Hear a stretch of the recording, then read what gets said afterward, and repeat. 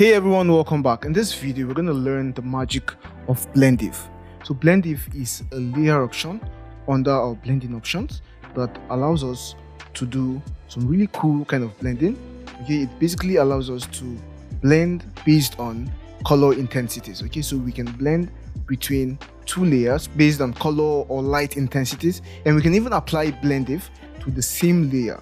Okay, and we're going to see how all of this works. So just go ahead and open your folder, click file and open, and then bring in this image, this high contrast image. So open, and right away I'm going to do something. Okay, I'm going to take my rectangle tool, click on my rectangle tool, and then create a rectangle this big. Just going to fill it up like this, and even make it this big. Okay, make it bigger to fill the entire frame. Now hit U for my rectangle tool once more and just remove a stroke and then give it a gradient fill. So this is the gradient fill, and I'm going to make the angle 0 degrees so that we go from here to here. That's from black to white. Okay, so right now just go to your rectangle layer and double click on this empty space to bring up your blending options. Now on the blending options, if you come down, you see what we have here. So this is blend if, and this is basically what we are going to be working with. Now all I need you to do is to come to these sliders here, click here and drag this to the left hand side, and as you can see, it's basically erasing the bright parts of our rectangle. Okay, it's erasing from the bright parts to the dark parts, just like how we see here on the blend if slider. You get? So here also, if you click and erase to the right hand side, it's going to erase from the from the dark parts to the bright parts, and we can see that our erasing is really precise. Okay, it's a very straight line, very precise line, and sometimes we might not want it to work like this. In fact, most of the times we won't want the transition to be like this, right? So all we need to do right now is just come here and then hold on Alt on our keyboard, that option on the Mac, and then click. Now this separates this transition here, and we can now start creating this soft blending instead of the hard one we previously had. Okay, and we can do this also to the right slider. So click and then drag to the right hand side and drag to the left hand side, and we can now see that we have created this softer kind of blend, right?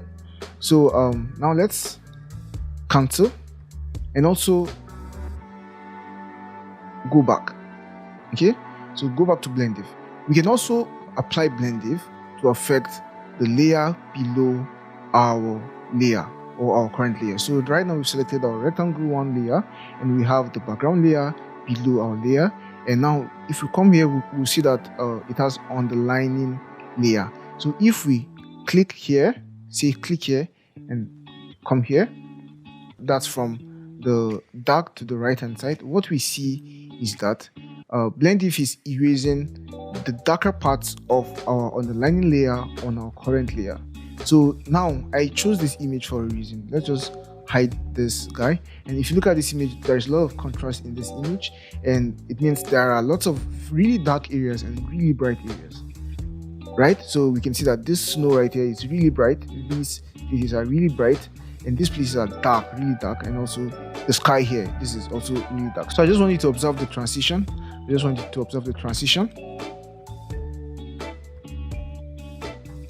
Now I'm starting this time from my right hand side, that's from my bright part to the dark part. So as I do this, you see that the places that get erased first are the bright parts.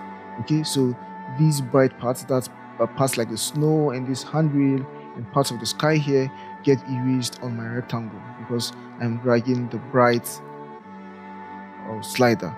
And if I come and drag the dark slider, we see that the dark parts of the image get erased first. So you see that these dark parts get erased first.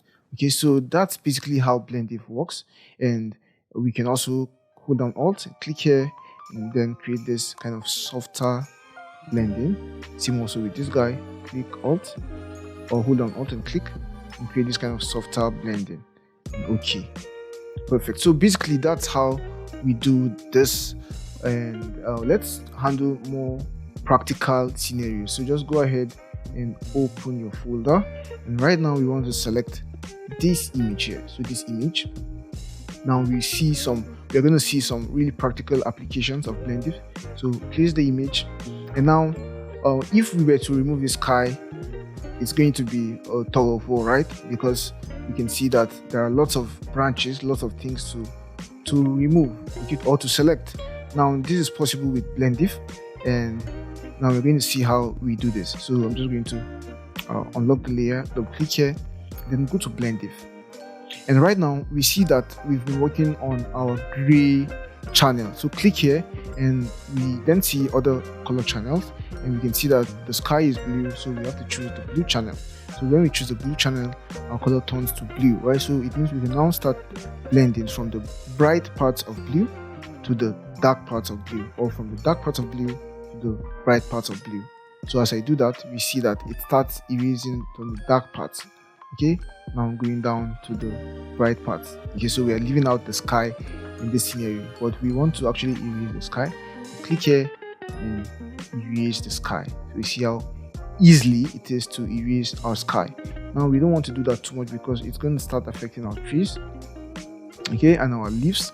So we want to maybe then hold down Alt or Option on the mark and then click to separate or to create a more softer transition, right? So we drag this guy to this point and then drag this guy to this point. So we can just keep seeing, and if we achieve what we want, then we hit OK. So this should do.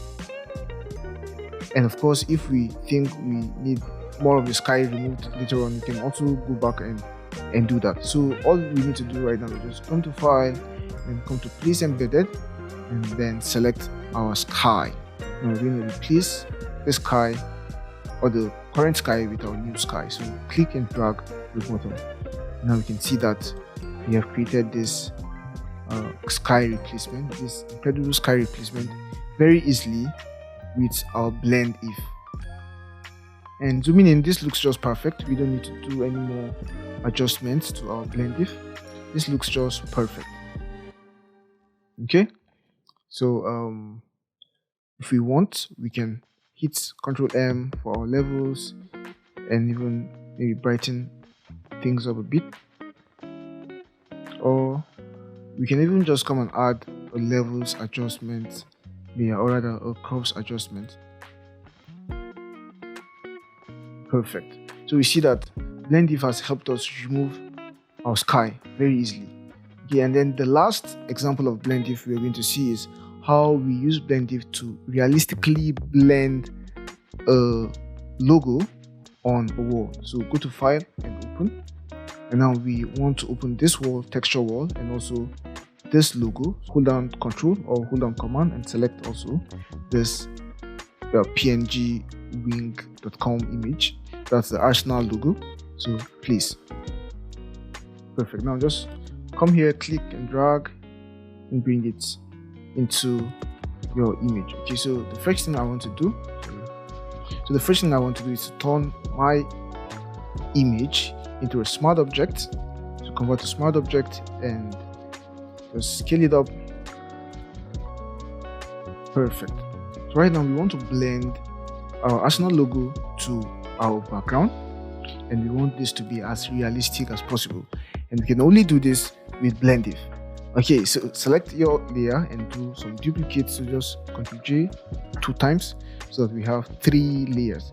So just hide the first one, keep it as a backup, and now the first thing we need to do is we want to understand that we are dealing with 2 levels of color brightness, right? We are dealing with the dark colors and we are dealing with the bright colors. So we need to recreate this on our image or on our logo. Okay, now select the first image and then just create a blending. So let's just hide this one first. So let's create a blending. Now we need a bright blending. Okay, bright blending. So something like the lightness. Okay, so the lightness should do. So let's, or the screen rather. So let's use screen for this. So let's have screen for that, and let's just make this bright. Let's rename this to bright.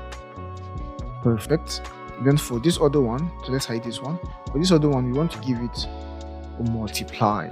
Okay, perfect. So for this, we name it dark, right? So dark. Perfect. Now what I want to do now is blend my dark to my background. So double click here and go to blend if. So what I want to do right now is just blend like this from the dark parts to the bright parts. Okay, so you can see that blend if is really helping us create this realistic fading, right? Okay, it's really blending the dark parts of our image perfectly. Okay, so I'll just hold down Alt here and create this transition so that our blending becomes more realistic. Perfect. So let's just hit OK and then go to our bright guy, double click, go to blend if, and this time we want to do this same thing to the bright part, right? So do this and hold down Alt and click, just drag this.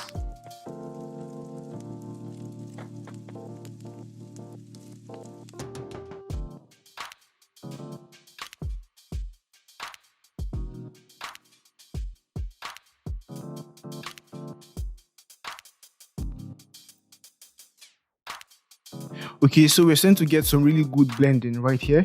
Now the next thing I want to do is I want to make sure my dark layer is on top of my bright layer. Okay, so we can now see what we get by bringing our dark layer on top of our bright layer. So we can see that we are making our image even more realistic. Okay, now with this we can just go back and I think we can do more to make this look better. Okay, it's not looking the best, so I'll just see how I adjust my blending even more. Okay, so just go ahead and adjust these sliders as much as you can. Go to the bright. Just adjust them to the point where you think that yeah, you're getting something really realistic, something really amazing.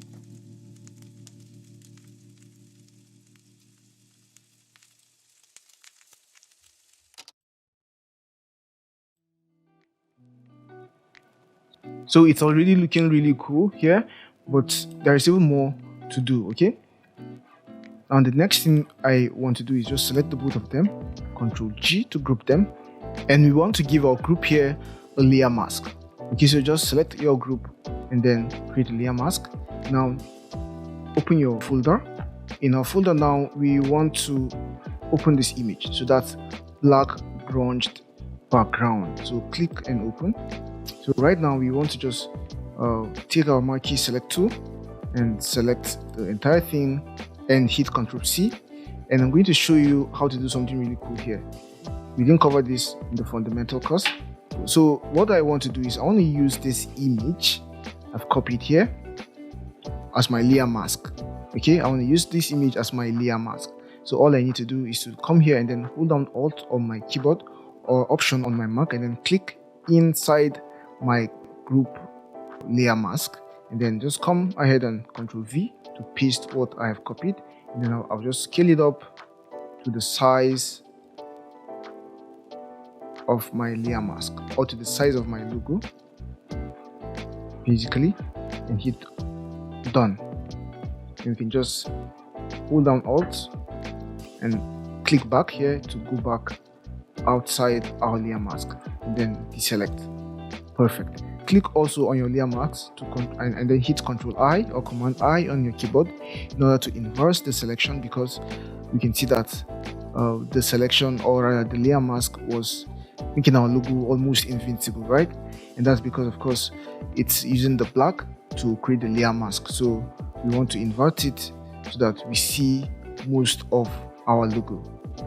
Perfect. So we also can adjust our layer mask. So select your move tool and click on your layer mask, and we can see the outline here, right? But if we move our layer mask right now, it's going to move along with our group. So let's try it. Now we see it's moving along with our group or with our image. or with our layer, because the layer option here is selected under the move tool. Right, so what we need to do right now is to unlink our group with our layer mask. So just click here to unlink it, and it means now that if you click here, you can just move only your layer mask. Now we can see that our layer mask alone is moving. We can see the effect, right? Perfect. So you can see that the blending is even more cool, or even cooler. We can rotate our layer mask if we want. We can move it, we can scale it, and this will just do. This will do. We hit OK, and what I want to do right now is just select my layer mask and Control M for my curves, and I can add more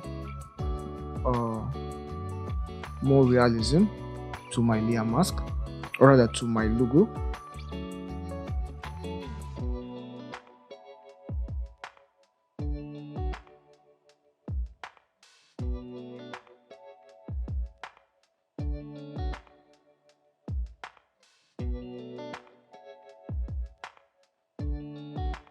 Perfect. This is basically perfect.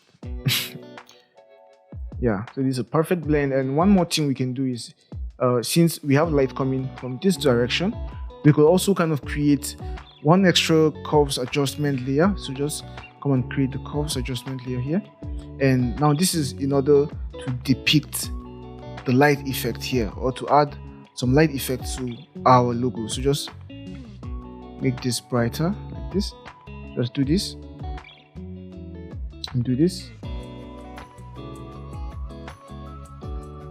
Perfect. Now I'll just select my layer mask and then just Control I to invert my selection, and then hit B for my brush tool, and I'm just going to reduce the size this much.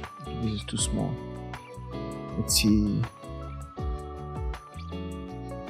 this much, and then just kind of hit X, and just kind of apply the brightness just a little bit on this part of my logo. Okay, perfect. So basically, guys, that's it for this video, and you can see how we've realistically added the Arsenal logo to our grungy wall using Blend If. And with this, we've come to the end of this video on Blend If. See you in the next one. Bye bye. Hey, so that's it for today's video. Hope you enjoyed it and learned something new. If you did, please give this video a thumbs up and leave a comment below. If you want to see more videos like this, make sure you hit the subscribe button and the notification bell so you don't miss any future uploads. We post new videos every week covering topics in the fields of graphic design and illustration, motion graphics and video, branding, and more. If you want to support us and get access to exclusive benefits such as the project files we use in our classes, live chat with us, shoutouts, and more, consider becoming a patron on Patreon. You can join for as little as $3 a month, and the link to our Patreon page is in the description below. And if you want to take your learning to the next level, you can check out the complete course, of which this episode is a part of. And in the complete course, you get access to more than 10 hours of video lessons, project files and resources, class exercises, a Q&A section, a certificate of completion, and more. You can get the course for a special discount by using the link in the description below. Thank you so much for watching, and we'll see you in the next video. Bye for now.